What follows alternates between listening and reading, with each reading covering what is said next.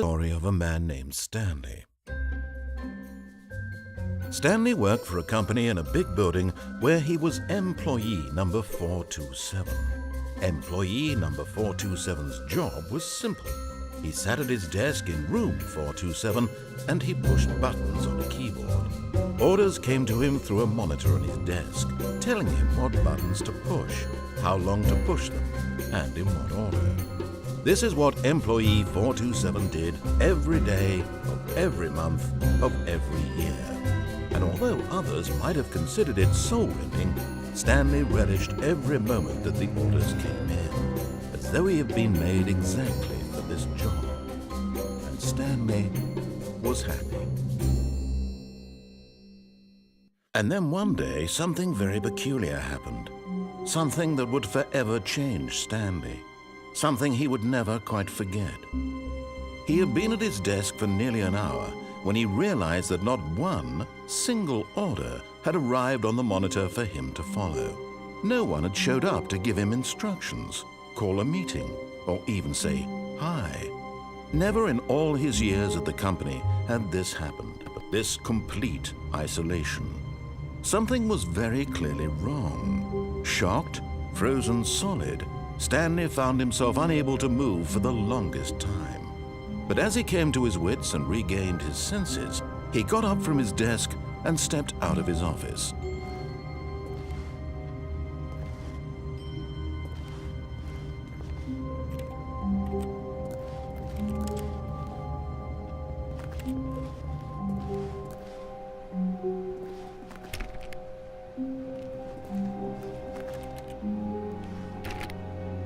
All of his co-workers were gone. What could it mean?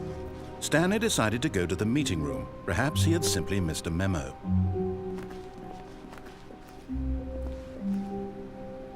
No matter how hard Stanley looked, he couldn't find a trace of his co-workers.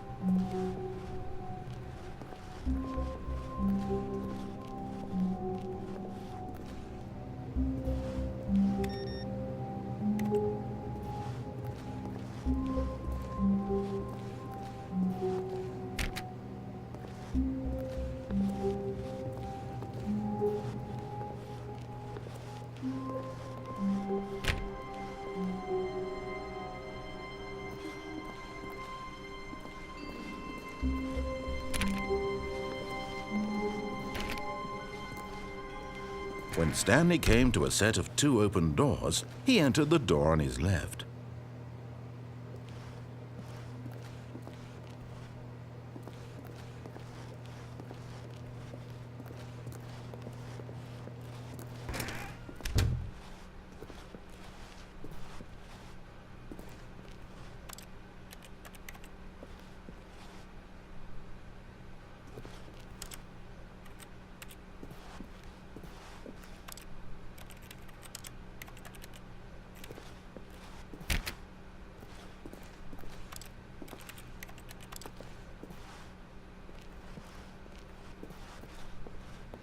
Yet there was not a single person here either. Feeling a wave of disbelief, Stanley decided to go up to his boss's office, hoping he might find an answer there.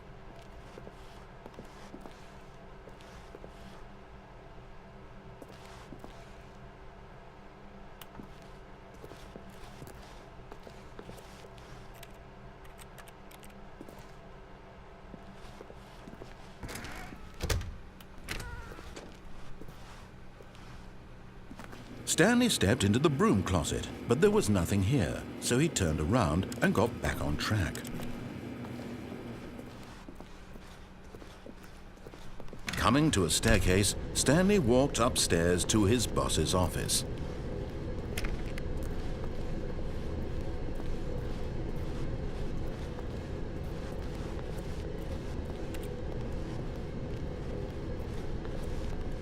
But Stanley just couldn't do it.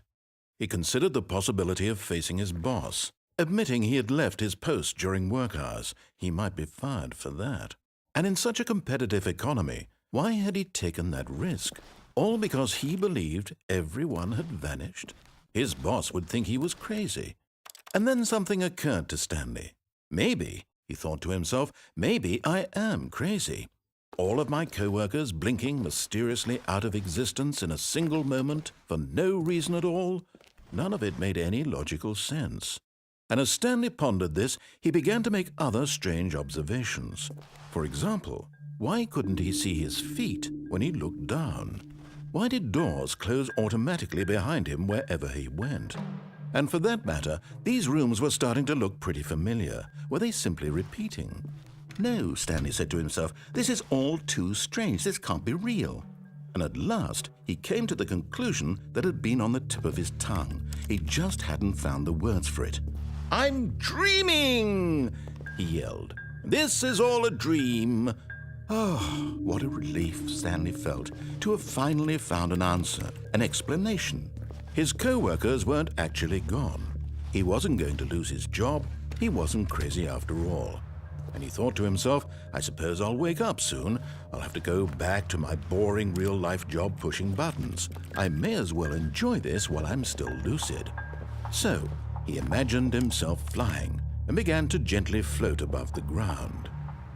Then he imagined himself soaring through space on a magical starfield, and it too appeared. It was so much fun, and Stanley marveled that he had still not woken up. How was he remaining so lucid? And then perhaps the strangest question of them all entered Stanley's head. One he was amazed he hadn't asked himself sooner. Why is there a voice in my head dictating everything that I'm doing and thinking? Now the voice was describing itself being considered by Stanley, who found it particularly strange. I'm dreaming about a voice describing me, thinking about how it's describing my thoughts, he thought. And while he thought it all very odd and wondered if this voice spoke to all people in their dreams, the truth was that, of course, this was not a dream. How could it be? Was Stanley simply deceiving himself, believing that if he's asleep, he doesn't have to take responsibility for himself? Stanley is as awake right now as he's ever been in his life. Now, hearing the voice speak these words was quite a shock to Stanley. After all, he knew for certain, beyond a doubt, that this was in fact a dream.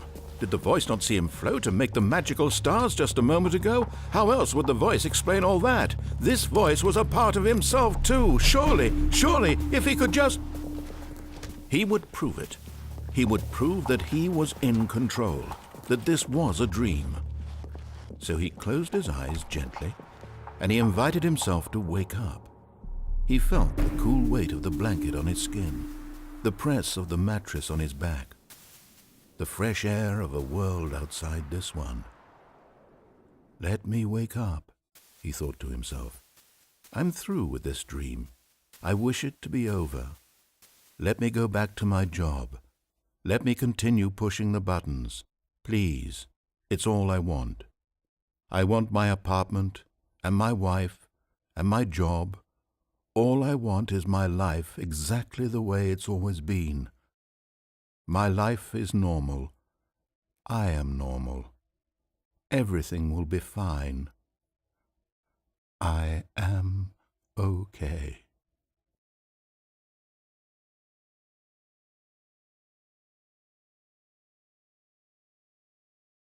Stanley began screaming. Please, someone, wake me up. My name is Stanley. I have a boss. I have an office. I am real. Please, just someone tell me I am real. I must be real. I must be. Can anyone hear my voice? Who am I? Who am I? And everything went black.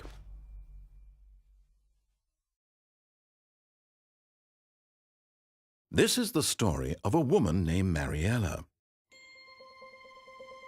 Mariella woke up on a day like any other. She arose, got dressed, gathered her belongings, and walked to her place of work. But on this particular day, her walk was interrupted by the body of a man who had stumbled through town talking and screaming to himself, and then collapsed dead on the sidewalk.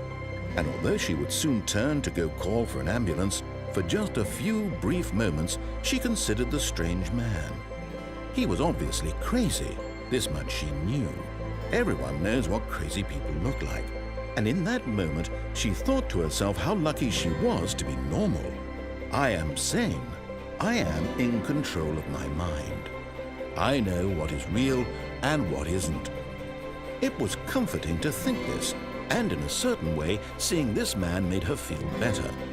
But then she remembered the meeting she had scheduled for that day. The very important people whose impressions of her would affect her career, and by extension, the rest of her life. She had no time for this, so it was only a moment that she stood there, staring down at the body.